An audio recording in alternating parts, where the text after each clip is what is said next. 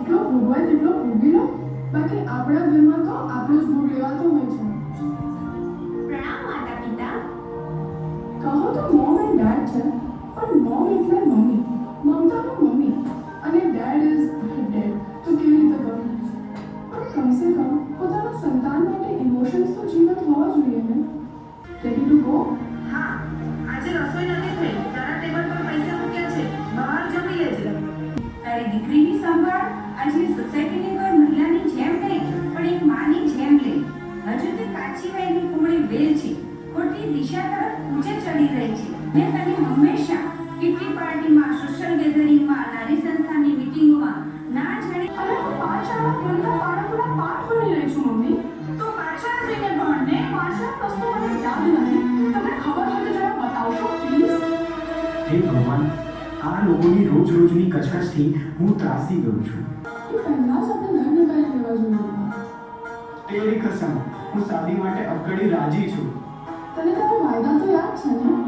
Promise, હું દરેક વાયદા નિભાવીશ. સમીરે મારી સોગંદ સાથે નોનવેજ ત્યાગી દીધું છે. પણ તું જૈન પરિવારની દીકરી છે. એણે મને વચન આપ્યું છે કે તે મારા ધર્મનો પૂરેપૂરો આદર કરશે. અરે, તું સમજતી કેમ નથી? એ આજે તને બધા વચનો આપશે. અમારા બંનેની મંઝિલ હવે માત્ર એક જ છે, પ્રેમ.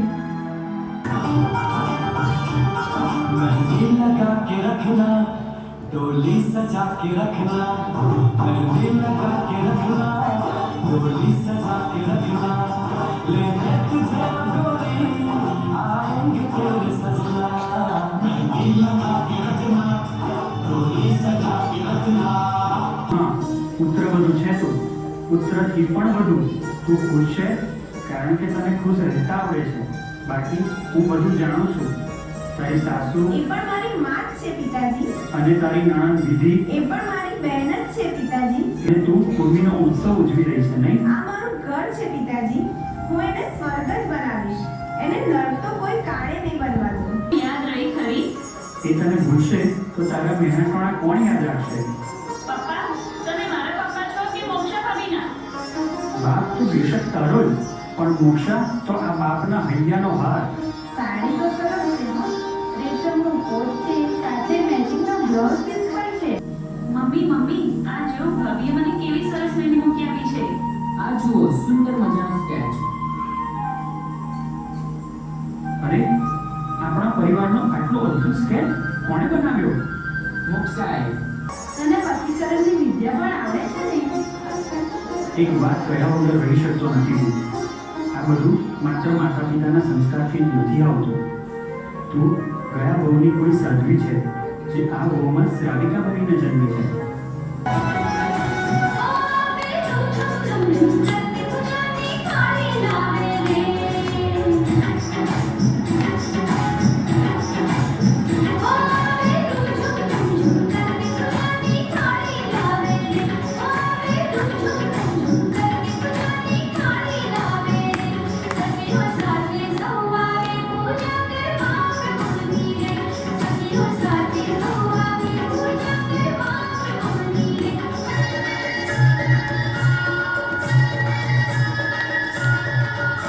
કહેવું અને કરવું બંનેમાં ફરક હોય છે.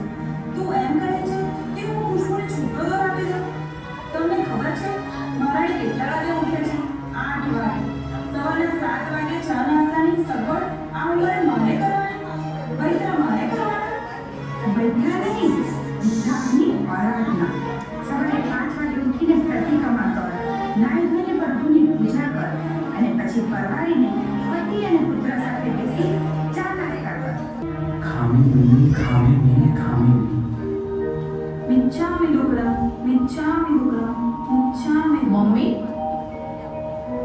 મારા સર્વે દુષ્કૃત્યો મિથ્યા થાવ, મારા સર્વે દોષો નાશ પામો, મારા પ્રત્યેક પાપનું હું પ્રતિક્રમણ કરું છું.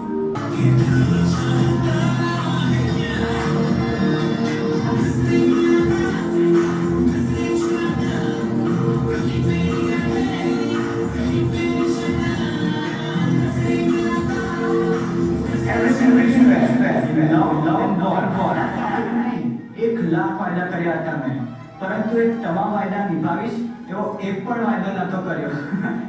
કર્યો હતો? ના, મારા વાયદા ક્યારેય નિભાવવા માટે નહોતા. અને તે જે વાયદા કર્યા નથી તે તારે હવે જીવનભર નિભાવવાના છે. સમજી?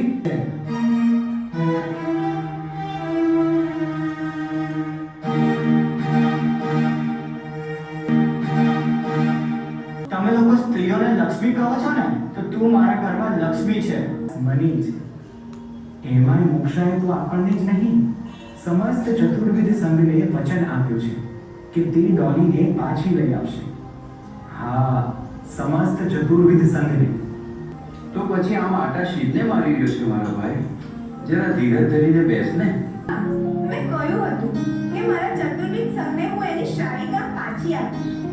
તમારી દીકરી ના જાણે કઈ રહી ગઈ. હું તો બસ એક શાળિકાને પાછી લઈને આવી છું. જૈનમ જયતી સાથે જૈનમ ધર્મોસ્તુ મંગલમ.